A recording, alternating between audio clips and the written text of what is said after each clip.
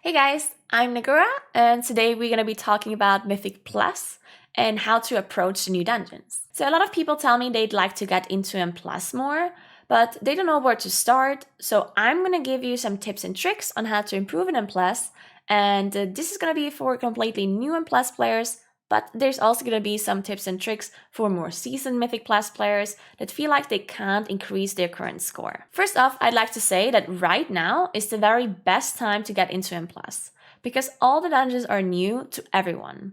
We're going to have these dungeons for the whole expansion, so up to 2 years from now, we will still be playing those same dungeons.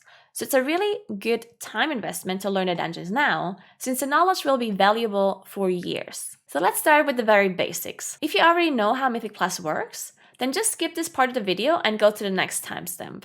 So what even is Mythic Plus and how does it work? Well, Mythic Plus is the highest difficulty of 5-man dungeons. You require a Mythic Keystone to access it, and those can be obtained by completing a normal Mythic dungeon. Once you start a Mythic Plus key, you have a predetermined timer to complete the dungeon in. The timer depends on the dungeon. You have to kill a set amount of trash displayed on the right side of your interface by a percentage bar, and you have to defeat all bosses to complete the dungeon. The difficulty is determined by the keystone level. It starts with +2 and it scales infinitely. Each level adds extra health and increased damage to the trash and bosses. If you complete the dungeon within the timer, your group gets 2 items and the keystone that was used for the dungeon will be increased by 1 or 2 or 3 levels depending on how fast you did the key in. If you don't complete the dungeon in time, you will receive 1 item less, but your keystone will also be 1 level lower. Mythic Plus has no cap and you can do as many dungeons as you want, as long as you have a keystone for it. There are 2 ways of receiving items through Mythic Plus: End of Dungeon Chest and the Weekly Vault. The End of Dungeon Chest basically appears once you complete a dungeon. Your group gets 1 item for a depleted key and 2 items for an in-time key. The item level of the items depend on the level of the key, and here's a list of item level that each level rewards. And for your Weekly Vault, you can get Mythic Plus items as rewards depending on which milestones you completed.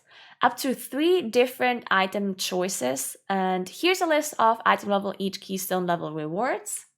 Now, I actually went into more detail in a different video, and I will link it in the description below if you want to know more about the Weekly Vault. Now let's quickly talk about affixes. Mythic Plus comes with certain affixes, and the affixes rotate every week. There's tyrannical or fortified from +2 onwards, so every key has either fortified or tyrannical. Tyrannical makes bosses do more damage and gives them more HP, and fortified does the same thing for the trash. These 2 affixes rotate every week, as I said, and can't be up at the same time. Then we have 2 normal affixes. Those are added at +4 and +7. We get 3 new affixes in Shadowlands: Storming, Inspiring, and Spiteful.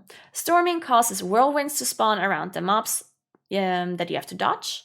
Depending on how many mobs there might be more tornadoes. Then Inspiring puts an aura on some of the mobs in a dungeon, giving every mob around them immunity to CC. And Spiteful makes a Spiteful Shade spawn from dead mobs that he killed.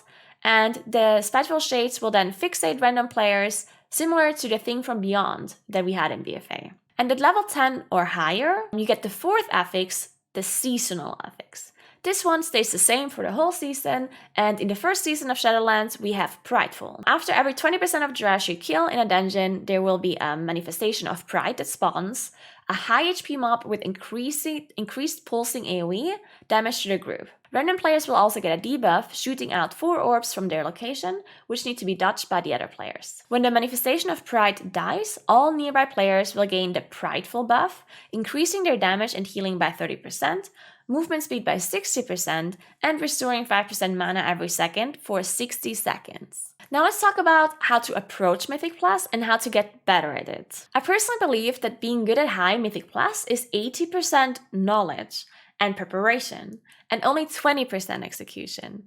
So knowing how all the trash and boss abilities work is much more important than doing a bit more or less damage.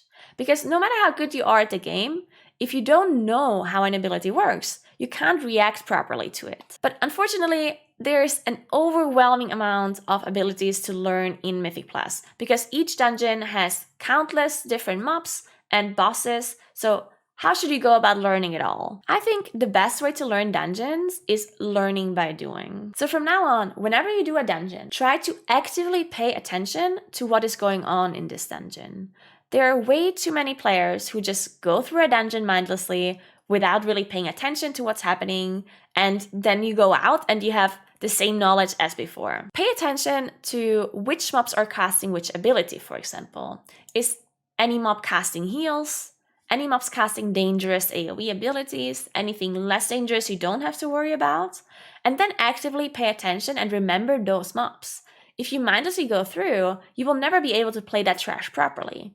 But if you remember which mob casts that heal or casts that AoE damage, then the next time you go into that dungeon, you will be able to tell your group or interrupt it yourself properly. Then look at, are there any mobs that are casting a debuff? Mouse over the debuff on the mob and read what it actually does. Any mobs cast a debuff on the group or on players? Read the debuff tooltip before you dispel it. Now, another thing you want to figure out is how can you interrupt a certain ability?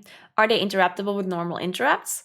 And if not, can they be stunned or knocked, disoriented? If any of those things work, specifically if a knock works, make sure you're looking if the mob recasts it immediately afterwards. Because if that is the case, then you should only use a knock as an emergency delaying of the ability. Otherwise, you might be knocking at the same time as someone else is actually interrupting it, and then you wasted an interrupt and the mob is just going to be recasting the same ability. But if you don't have an interrupt ready currently, you can knock them up to delay the cast, and then maybe someone is getting an interrupt back up. If you die or your group wipes, figure out exactly why it happened. Don't assume it was just someone's mistake.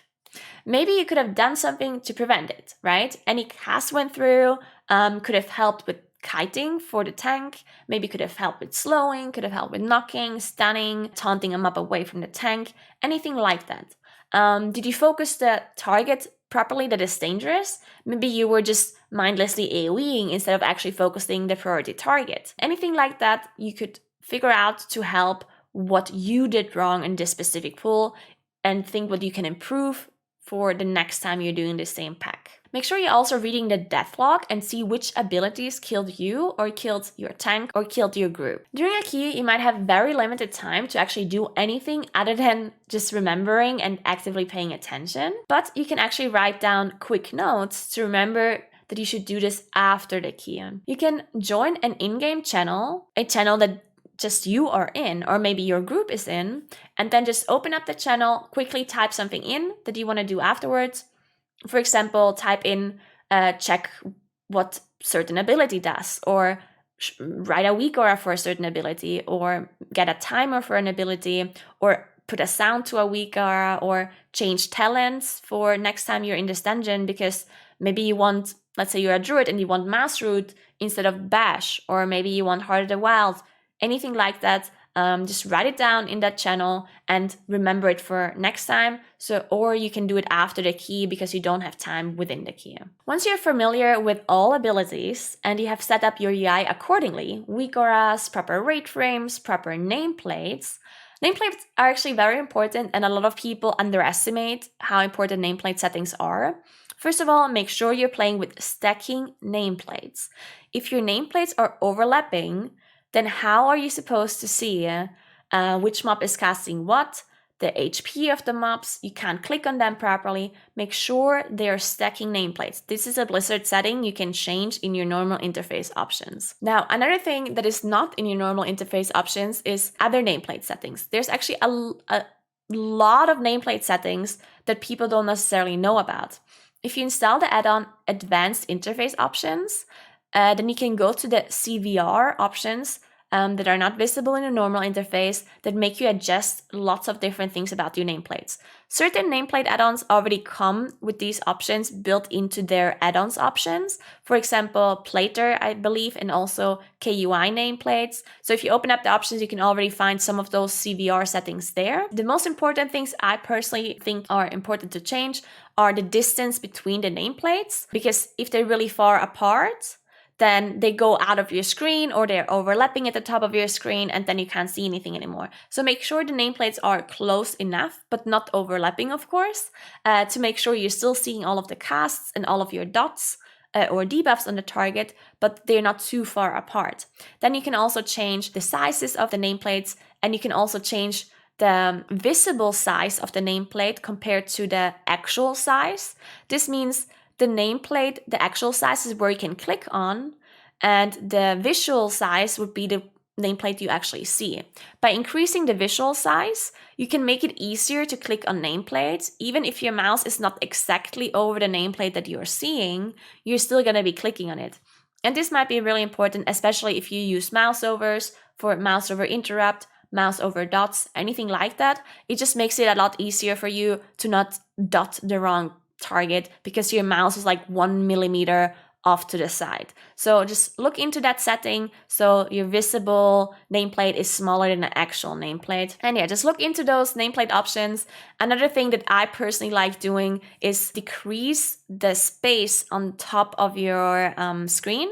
There's a setting called clamping for nameplates that makes sure that at the top and at the bottom of your screen, at some point, it just doesn't go up further than that. And that setting by default is pretty far down your screen. So it feels like 20 centimeters from the top of your screen to the middle of your screen. There's no nameplates that go further than that. And I feel like that's definitely space that can be used by nameplates because I don't mind if they're all the way up the screen, right? So I personally like to have that setting changed so it goes further up. And most of the time I actually have the nameplates go completely out of the screen because I would just move the camera up to see them. Otherwise, they are just clamping at the top. Just play around with this setting and make sure you figure out the best way that works for you. But this is very important in my opinion, just because it makes it so much easier for you to see casts and interrupt them. Because if you don't see the casts and you could interrupt them, then it's not actually a fault of you, like skill-wise. It's not your mistake that you didn't see the cast because your nameplate settings are just not optimal. So make sure your interface is set up perfectly for these kind of situations and work around with that a little. All right, now let's move on to the next step on how to find a group.